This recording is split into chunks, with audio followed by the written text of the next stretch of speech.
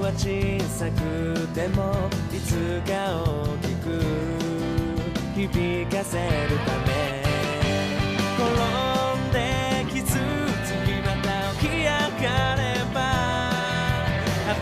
新しい景色が広がるからスーパーマンになる方法なんて知らないだけどイメージだけはずっと完璧さレディゴー走り続けてレディゴーこのまま行けばきっとたどり着けそうじゃん夢のかけら掴み損ねたってがむしゃらにかき集めて雨の朝も風の夜も越えてゆくのさもっともっと遠くへ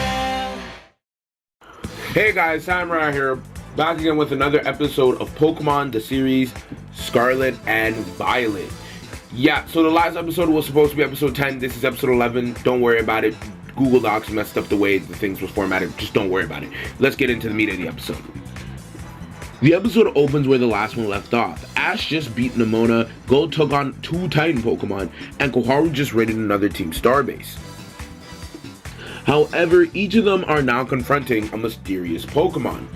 When we go to Koharu, she's just finishing talking with Cassiopeia, and Regina's getting accustomed to her new Halucha. As they're talking back and forth, debriefing about the raid and what their next steps should be, this is when the call gets cut off dramatically as Cassiopeia isn't able to reach Koharu or Regina anymore due to the signal ending on her end.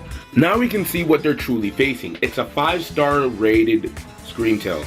Quick update, the way I use the star ratings is more just like a post way to tell you guys how like strong the Pokemon are. So if I say like a 7-star rate, you know how strong it is, but if I say it's like a 5-star rate, like just think of them as equivalent to like really hard gym badges. But anyways, let's get back to the episode.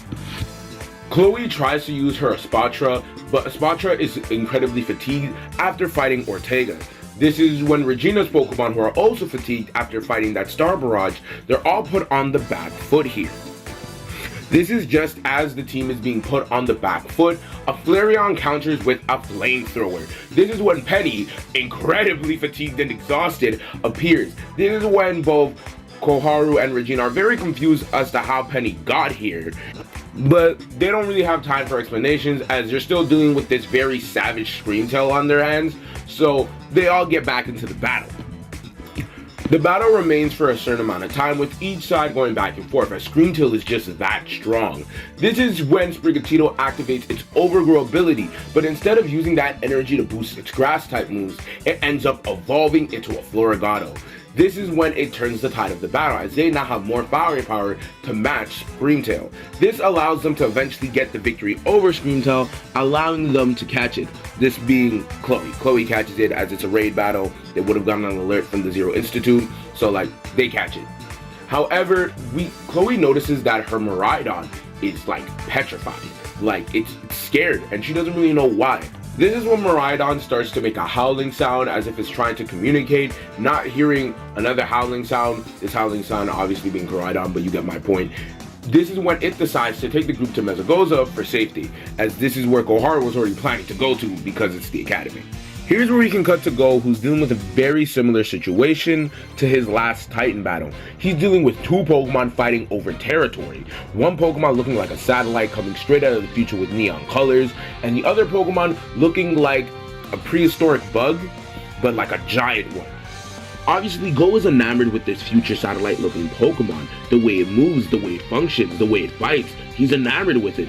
But there's only 3 members of Team Titan, so they're in the same spot as they were last time.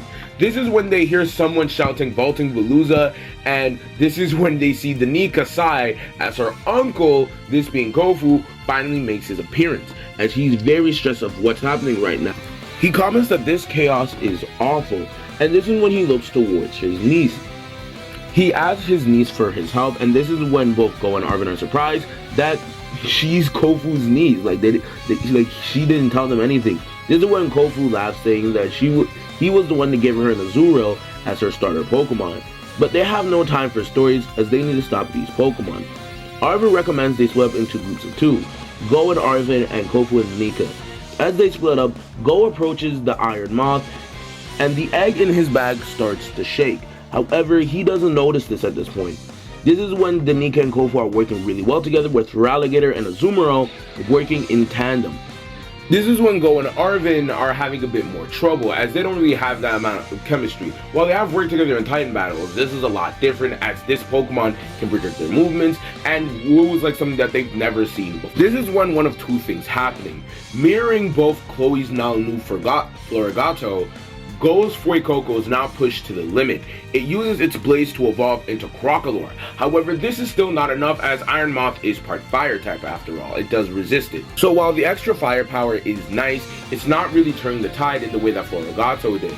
This is when we can see a powerful beam exit out of Goh's bag, launching a point-blank beam at Iron Moth, dazing it, allowing for both Arven and Goh to catch Iron Moth. This is when Goh and Arven look in his bag, as they are both incredibly perplexed of what just happened, and they look inside to find a Frigibax, which amazes both Goh and Arven, as this Pokemon can only really be found rare in the mountains.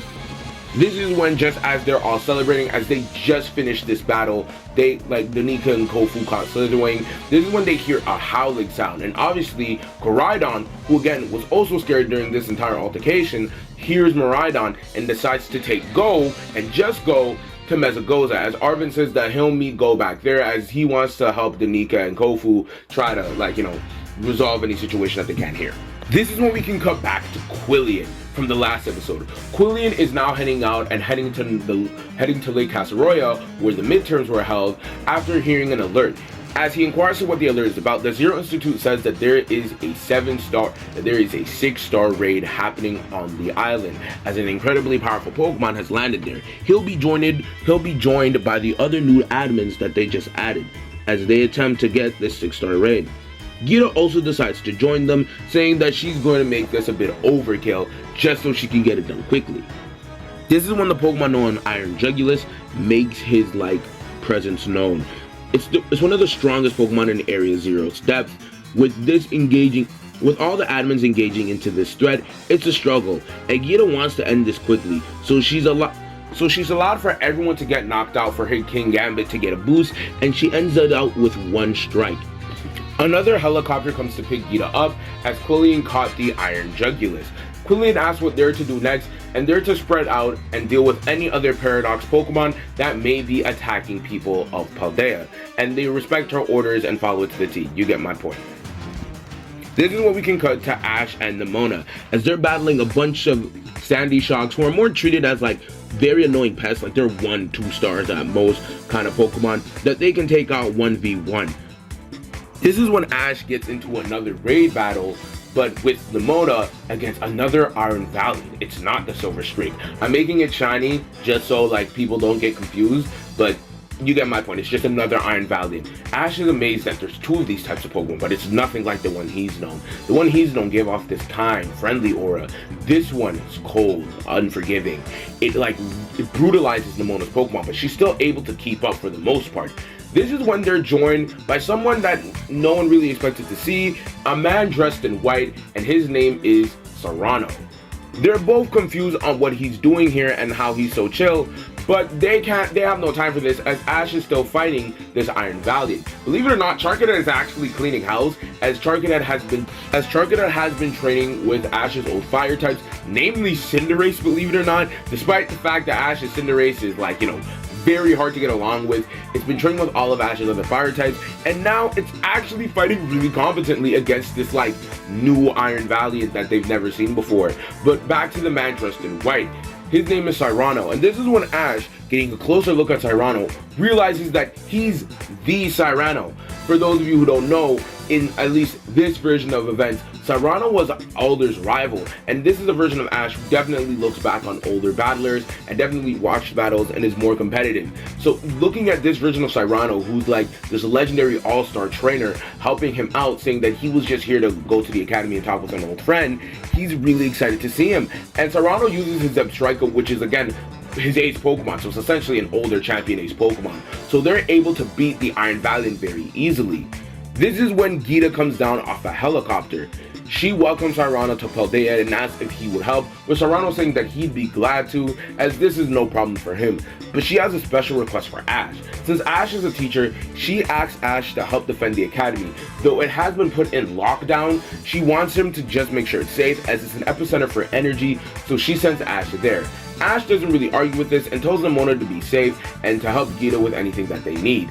This is when Ryford from the Zero Institute headquarters calls them up and says that the King of the Skies of Area Zero is on their way. This is when Gita already sent Ash on a Cyclozar to head there. So this is when it's Gita, Cyrano, and Nemona against a Roaring Moon, a 7-star level raid. This is when Gita says, the King of the Skies, I'm honored to be the one to end your era. She knows that she's going to beat this Pokemon, but she says it in almost a menacing tone. This is when we can cut to Ash, who's finally made it to Mesogoza, specifically the circle area where you battle Nemona in the game. But you know what I'm talking about. This is when he finally makes it there.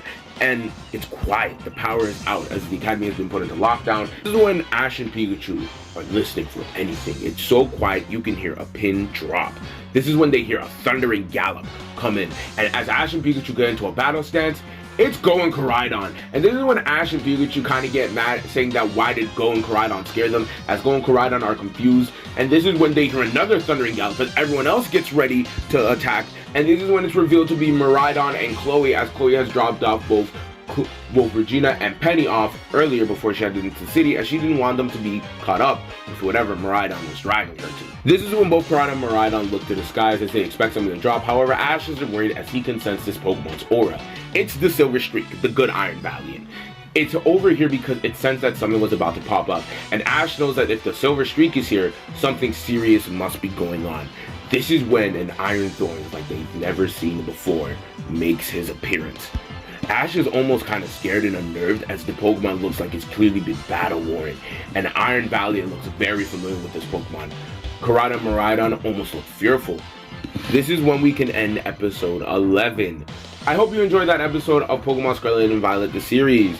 Yeah, this episode is way shorter than the average Scarlet and Violet episode. The average Scarlet and Violet episode goes over like close to 19 minutes. Why is the episode so short? Because it's just like plot and not like 3 separate plots that I have to condense into one episode. So that's why the episode is shorter. It's very similar to Sword and Shield. With Sword and Shield, it was just one plot, so I didn't have to like spread it out. That's why my episodes are shorter compared to a lot of other people, because I like do shorter things. But episode 12 should be out the following week after this episode, and that will be the end of season 1. But remember to like, subscribe, and share, and Samurai out.